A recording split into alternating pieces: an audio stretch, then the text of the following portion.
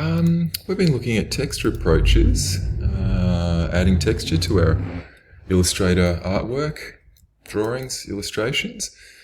And this time around, we're going to look at vectorizing texture. I'll just create a duplicate of this artboard. Because I think I've got two things that I want to look at. So we'll just start over here. First thing is we'll bring in a texture that is a piece of photography, and we'll place that in our artwork, and it's just a PNG from my iPhone. I'm going to click and just pop it somewhere in the space here. Now, I'm sure that you know that we can use the image trace facility to kind of capture bitmap information, photographic information, and transcribe it into vectors. So let's have a look at that. Click on that, and that's looking like a great texture already. Let's open up our tracing options. I think black and white is a good way to go.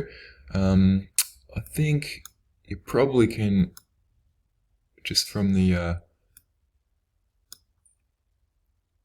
default there, bring up the or drop the noise down so that we've got a little bit more texture there. You can play around with your settings. I reckon that is okay.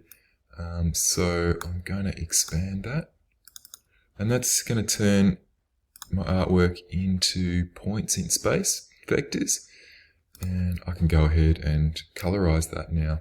So let's go into that group that we've created there, group of vectors. Double click in there, and I'm going to delete all of the white. So we'll go select same and select the same fill color. So everything white in there is going to be selected, and I'll just hit delete on the keyboard. You can see we're getting rather versatile vector there that is quite textural in nature. So I could now position this however I wanted and basically just mask it out. But we've got the flexibility of it being a vector, so I can kind of color it however I like. I'm going to go with something kind of dark. We'll crop it out using a clipping mask,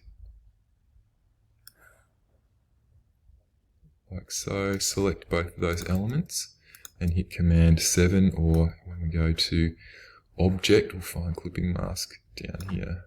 And we'll pop all of that into the background. So that's really good. A bit of a misalignment there, but you get the idea.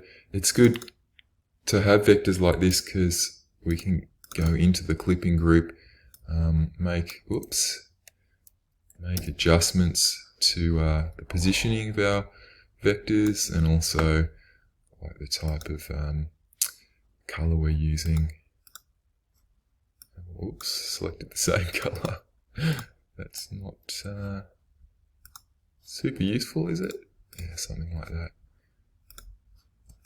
And we've added another texture. Make something that's a bit more sort of uniform across the field. I like that.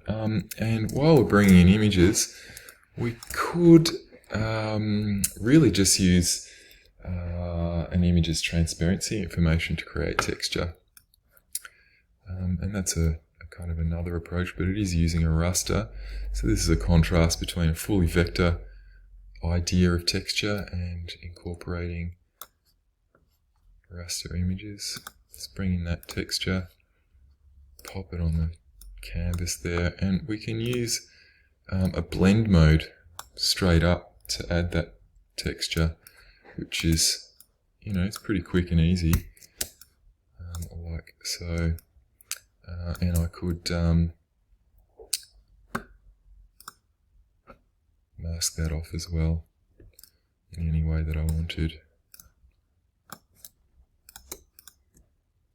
Command 7 to make a clipping mask.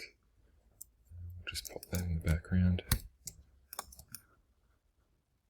So that's a further two methods of considering texture in Illustrator. We've got a vectorized bitmap.